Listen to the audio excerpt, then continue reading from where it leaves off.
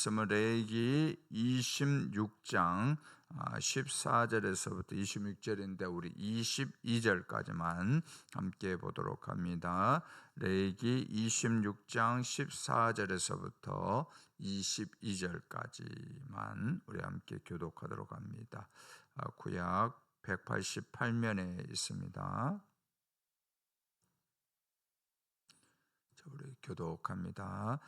그러나 너희가 내게 청종하지 아니하여 이 모든 명령을 준행하지 아니하며 내 규례를 멸시하며 마음에 내 법도를 싫어하여 내 모든 계명을 준행하지 아니하며 내 언약을 배반할진대 내가 이같이 너희에게 행하리니 곧 내가 너희에게 놀라운 재앙을 내려 폐병과 열병으로 눈이 어둡고 생명이 쇠약하게 할 것이요 너희가 파종한 것은 헛되리니 너희의 대적이 그것을 먹을 것임이며 내가 너희를 치리니 너희가 너희의 대적에게 피할 것이요 너희를 미워하는 자가 너희를 다스릴 것이며 너희는 쫓는 자가 없어도 도망하리라.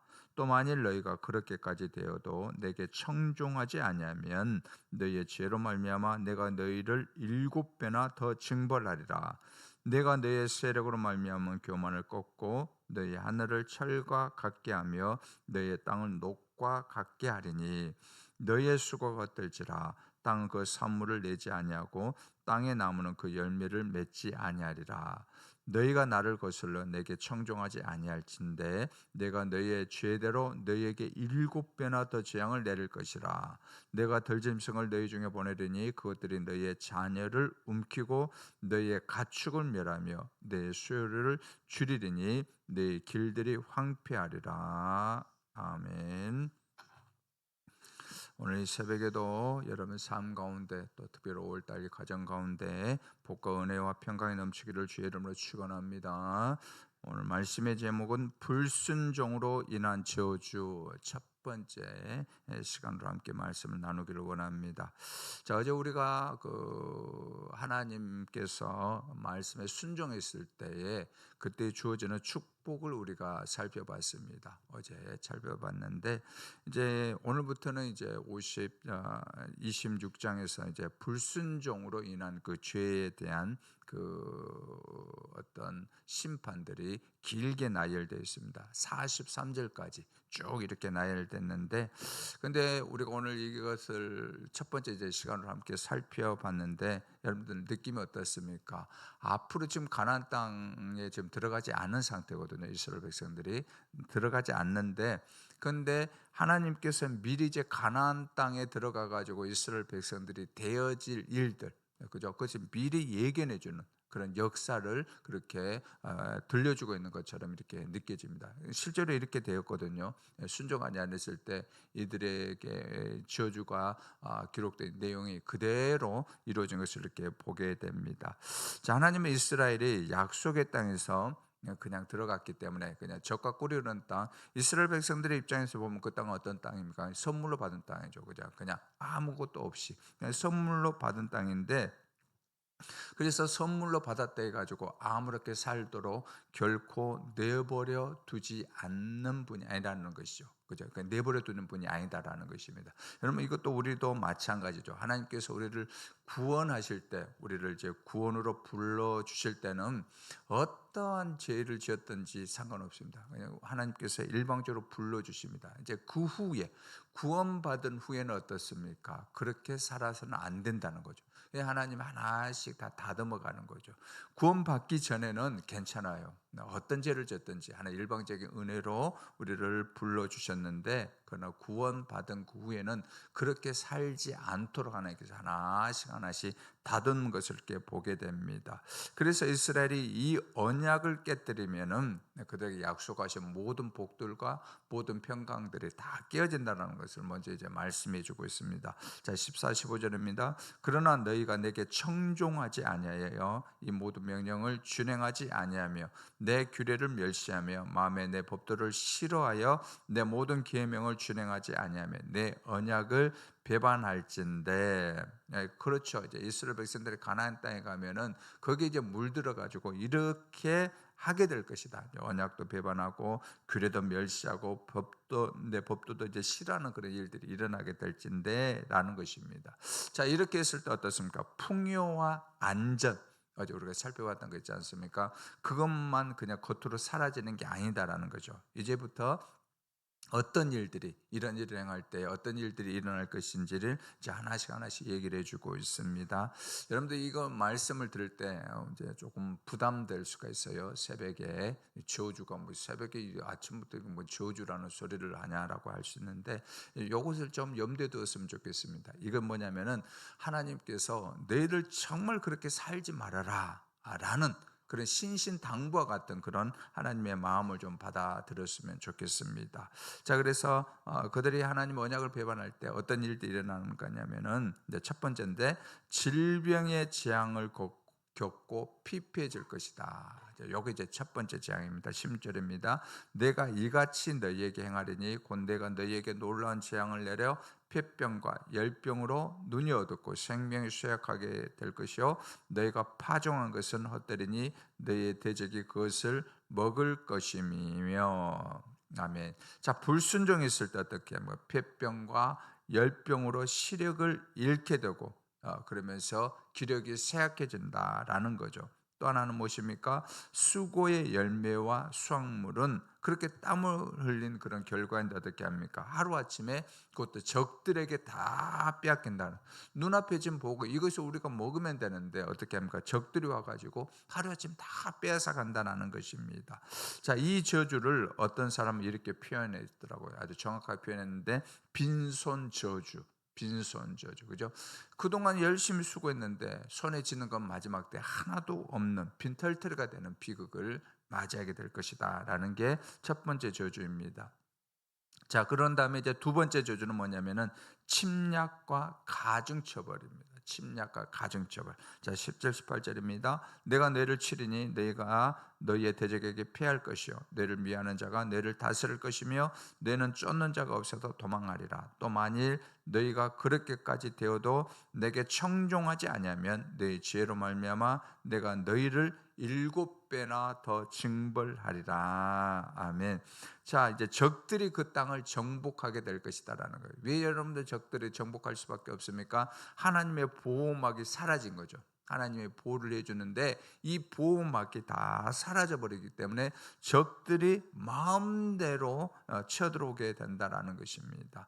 자, 공포심으로 기력을 잃은 그들은 쫓는 자가 없어도 너무 두려워가지고 그죠? 도망하게 될 것이고, 이런 징계도 불구하고 회개하지 않으면 그 벌은 7배로 가증될 것이라. 여러분, 7은 무엇이죠? 완전수죠. 그러니까 완전하게 징벌을 당하게 될 것이다 라는 것을 말을 해주고 있습니다. 여러분, 이것은 이스라엘 백성들의 사사시대에서부터 해가지고 쭉 보면 우리가 다 알고 있지 않습니까? 하나님 앞에 불순종해가지고 또 우상숭배와 도덕적으로 또 영적으로 타락해가지고 이 가혹한 징벌을 피할 수가 없었다라는 것입니다. 여러분, 이것도 오늘날 우리나라에도 대입을 한번 해보기를 바랍니다. 제가 언젠가도 얘기했듯이 여러분들 저 북한이 쳐들어오지 않는 그 이유 중에 하나는 뭐냐면은 그럼에도 불구하고 하나님께서 막아주고 있다라는 거죠. 막아주고 있다라는. 그렇기 때문에 이 막아주심의 은혜에 우리가 한국의 기독교인들이 겸손하게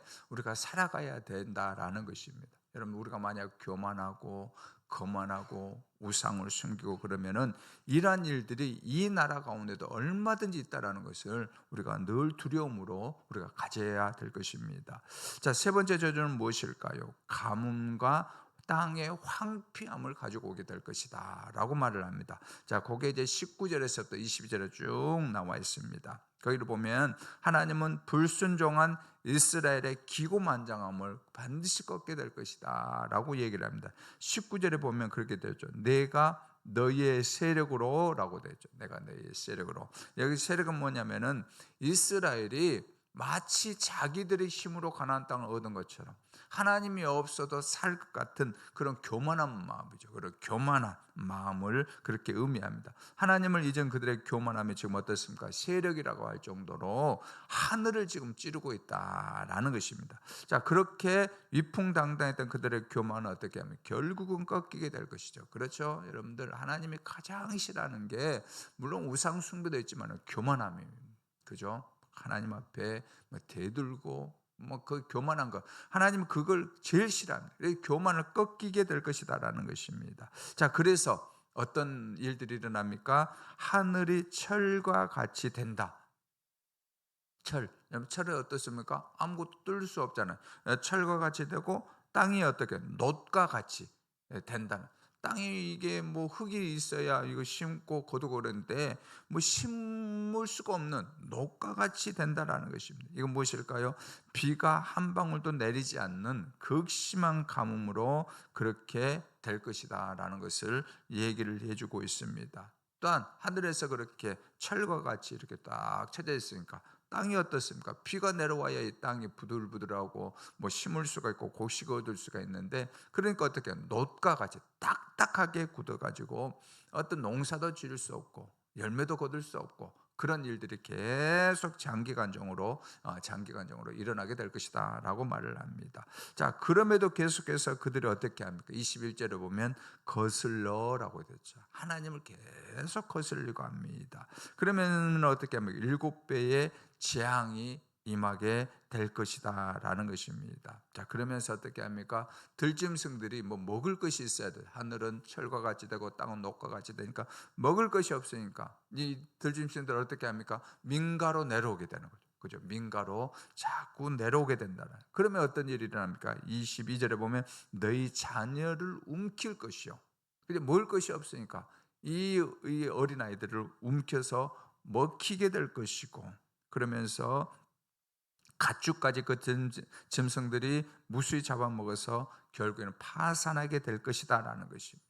자, 그러니까 여러분, 그런 땅이 있으면 그렇죠, 먹을 것이 없죠, 곡식도 안 되죠, 들짐승들이 아이들 잡아먹는 그런 일들이 일어나죠. 그러면 어떻게 합니까? 소문이 다 퍼지게 되겠죠. 흉흉한 소문이 이스라엘 땅에 퍼지게 되면은 여행 오던 사람들 여행 올까요, 안 올까요? 오지 않는 거죠. 그래서 22절에 보면 어떻게 합니까? 길이 황폐하게 될 것이다. 사람들에게로 오고 가야 그리고 길이 이렇게 쭉 이렇게 유지가 되는데, 사람들이 하나도 안 오니까 어떻게 합니까? 황폐가 돼가지고 정말 무서운 그런 고립된 그런 도시가 될 것이다라고 얘기를 해주고 있습니다. 자, 네 번째 저주는 뭐냐면은 7배나 더한 재앙들이 오게 될 것이다 라고 얘기를 하고 있습니다. 이게 이제 어디 나오냐면은 23절에서부터 26절에 이렇게 나옵니다. 근데 이런 일들이 일어남에도 불구하고 이스라엘 백성들은 어때? 깨닫지를 못하는 거죠. 여러분, 우리 이스라엘 역사를 잘 보고 있지 않습니까?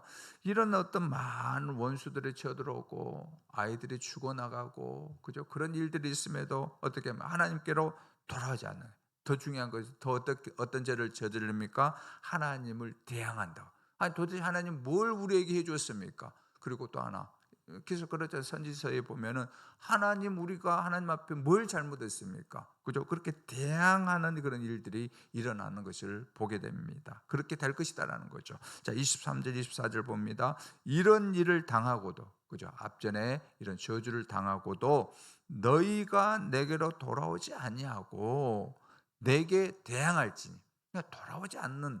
근데 뭐 그 정도는 할 수 있겠지만 어떻게 하면 하나님 앞에 대항을 한다고요. 그죠? 대항할진데, 자, 그러면 어떤 일이 합니까? 나도 너희에게 대항하여, 하나님이 싸우겠다는 거죠. 그죠? 너희 백성들에게 내가 싸우겠다라는 거예요. 여러분, 하나님이 싸우면 누가 이길 수가 있겠습니까? 그죠? 근데 하나님이 싸우겠다라고, 너희 죄로 말미암아 너희를 7배나 더 치리라 라고 이렇게 얘기를 해주고 있습니다. 자, 여러분들, 그러니까 7배는 어떻습니까? 첫 번째가 있고 두 번째, 세 번째, 네 번째, 다섯 번째, 여섯 번째, 숫자적으로 보면 7번째가 있는데, 첫 번째를 당했을 때에 깨달아야 되죠. 그죠? 두 번째 당했을 때 깨달아야 되는데, 그렇게 하나님이 7배나 심판이 더해질 때까지 이스라엘 백성들을 깨닫지도 못하고 돌아오지도 않는 그런 일들로 인해 가지고 거기에 수많은 재앙들이 일어나게 될 것임을 우리에게 말씀해 주고 있습니다. 자, 거기 보면 25절을 보면 어떻습니까? 침략하는 적을 피해 성 안으로 들어가 버티더라도 전염병이 칠 것이다, 그죠? 전염병이 칠 것이다 라는 것입니다. 또 그러니까 어떻게 거기 들어가서 이제 부족하잖아요. 먹을 것이 없잖아요, 그죠? 먹을 것이 없으면은 거기 보면은 26절에 보면 10명의 여인, 그러니까 10가정이 하나의 화덕에서 빵을 굽는 그런 상황이 될 것이다 라는 거죠, 그죠? 화덕이 집안에 하나씩 있어야 되는데 먹을 것이 없고 모든 걸 다 빼앗겼으니까 10가정이 그 조그만 화덕에서 빵을 굽는 그 비참한 일들이 일어나게 될 것이다 라는 것입니다. 그렇습니다. 하나님을 기억하고 경건하게 살고자 하는 마음이 무뎌지기 시작하면 우리 마음은 어디로 뺏기게 됩니까? 세상의 돈과 명예와 쾌락 같은 그런 가치관이 우리 마음속에 이렇게 쳐들어옵니다. 그러면 어떻게 합니까? 마치 그것이 우리를 살릴 것처럼, 그것이 전부인 것처럼 우리의 힘과 에너지와 모든 것들을 거기에 다 쏟게 된다는 것입니다. 그때 우리는 어떻게 합니까? 깨달아야 되는 거죠. 여러분, 그래서 은혜 중에 가장 큰 은혜는 무엇일까요? 깨닫는 은혜인 줄 믿습니다. 여러분, 깨닫지 못하면은 우리는 계속 그 길로 가는 것입니다. 깨닫고 돌이키면은 우리는 살 수가 있는데, 그래서 우리가 늘 구해야 될 게, 하나님 아버지 깨닫는 은혜를 주옵소서, 깨닫는 은혜를 주옵소서라는 것입니다. 그렇지 않고 계속 세상을 섬기며 세상의 가치관을 따라 살다 보면 결국에는 무엇입니까? 다 빼앗기는 그런 상황에 놓일 수밖에 없다라는 것입니다. 자, 그러나 하나님이 이토록 긴 저주의 목록을 들려주시는 본심 무엇이라고 했습니까? 결코 심판이 아니다라는 것. 그렇게 살지 말아라, 신신당부한다라, 그죠? 그렇게 살아서는 안 된다. 우리가 13절까지 살펴봤던 그 복과 은혜와 평강을 누리고 살아야 된다, 그렇게 하나님께서 말씀해 주고 있습니다. 자, 징계의 매를 드시면서도 끝내 언약을 포기하지 않으시는 하나님의 그 절박한 사랑이 어디에서 나타났습니까? 십자가에서 나타난 줄 믿습니다. 그래서 이제 무너진 신앙이 있다면은 우리가 다시 한번 일으켜 세우고 모든 것들을 다 주님 앞에 내려놓고 오직 주님께만 시선을 고정하는 그런 삶이 있기를 원합니다. 우리의 연약함을 덮으시는 그리스도의 보혈을 의지할 때에 상실의 자리는 비로소 하나님께서 말씀하신 축복으로 다시 한번 채워지게 될 것입니다. 그래서 주 안에서 경건의 삶을 시작하는 그런 결단으로 오늘 하루도 살아가면서 복된 삶이 다 되어지기를 주의 이름으로 축원합니다. 자비하신 우리 아버지 하나님, 이스라엘을 향한 저주의 말씀에서 하나님 아버지의 그 예절한 마음을 보고 듣고 깨닫게 하여 주옵소서. 징계매를 드시면서도 끝내 포기하지 않으시는 그 하나님의 절박한 사랑을 꼭 알게 하여 주옵소서. 이것이 십자가에서 확증되었사오니 우리는 아버지 하나님의 마음을 또한 아프게 하는 것들을 내려놓고 거룩을 선택하고 생명을 선택하고 영생을 선택하고 순종을 선택하면서 살아가게 하여 주옵소서. 오늘 이 새벽에 올라와서 간구하는 우리 귀한 성도님들 삶 가운데 하나님께서 주시고자 하시는 복과 은혜와 응답과 평강과 또한 강건함의 은혜를 베풀어 주옵소서. 온라인으로 동참한 모든 분들에게도 동일한 은혜를 베풀어 주옵시기를 원하고 예수님의 이름으로 기도드리옵나이다. 아멘. 하늘에 계신 우리 아버지여, 이름이 거룩히 여김을 받으시오며 나라가 임하옵시며 뜻이 하늘에서 이룬같이 땅에서도 이루어지이다. 오늘날 우리에게 일용할 양식을 주시옵고 우리가 우리에게 죄 지은 자를 사하여 준 것 같이 우리의 죄를 사하여 주시옵고 우리를 시험에 들게 하지 마시옵고 다만 하게서 구하옵소서. 되게 나라와 권세와 영광이 아버지께 영원히 있사옵나이다. 아멘.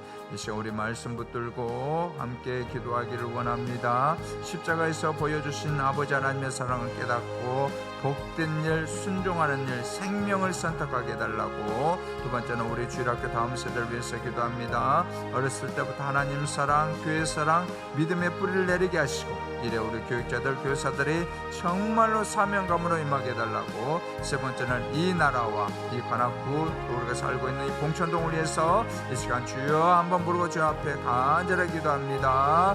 주여. 아버지 하나님, 이 시간에 주님 앞에 간절히 기도합니다. 십자가에서 보여주신 우리 아버지 하나님의 사랑을 깨닫게 하여 주옵소서. 우리가 늘 선택할 때 복된 일을 선택하기를 원합니다. 순종하는 일을 선택하기를 원합니다. 생명을 선택하고 영생을 선택할 수 있도록 도와주옵소서. 우리 주일학교 다음 세대를 위해서 간절히 기도합니다.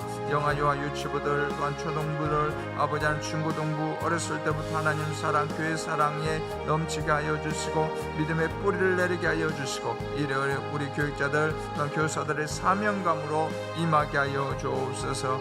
이 나라에 아버지 하나님 정의와 공의와 평강이 넘치게 하여 주시고 전도하는 아버지 대한민국 선교하는 나라로 다시 한번 세워지게 하여 주옵소서. 이 지역사회를 아버지 하나님 기억하여 주시고 모든 아버지 하나님 죄악들을 물러가게 하여 주시고 예수님을 가장 잘 믿는 관악구의 봉천동이 되어지게 하여 주시고 아직도 아버지 하나님 이 지역에 예수님을 믿어야 될 수많은 영혼들이 있는 줄 믿습니다.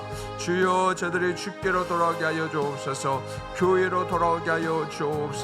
하나님을 믿는 하나님의 자녀들이 되는 은혜가 이 관악구와 이 봉천동 이 지역 가운데 임하게 하여 주옵소서.